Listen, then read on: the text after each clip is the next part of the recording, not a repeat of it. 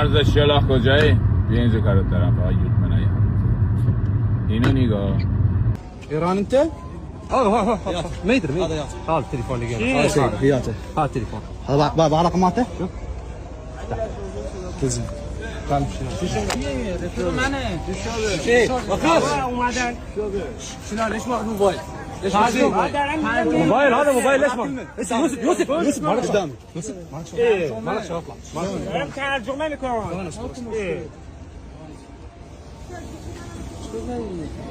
بابا گوشی‌ها رو اومدن ولا كلام ولا كلام ولا كلمه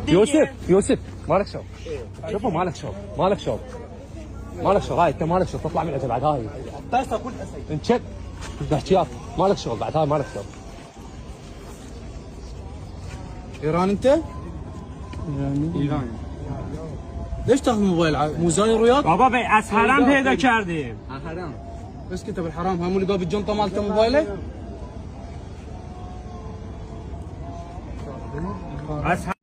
لاشیا جک و جنده هاتون رو فرستادید اونجا برای بیزینس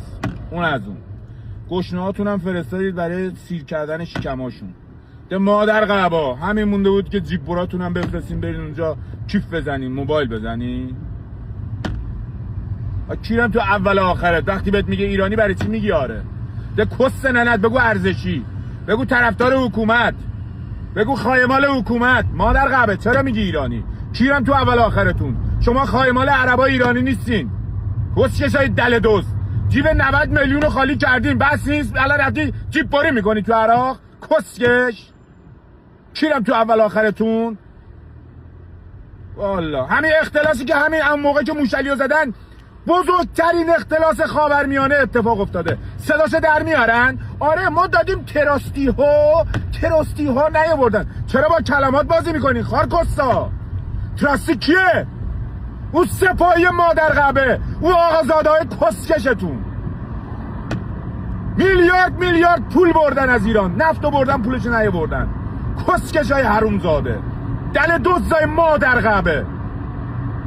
تراستی ها نیاوردن همت نگید عدد نگید همت مادر قبه همت خرکیه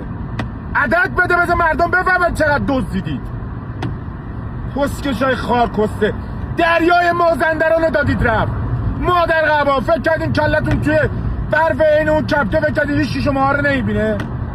کسکش های مادر قبه مملکت رو به تاراج بردن رفتن تو عراق جیب باری میکنن کیف کاپی میکنن مادر قبا کسکش های دل دوست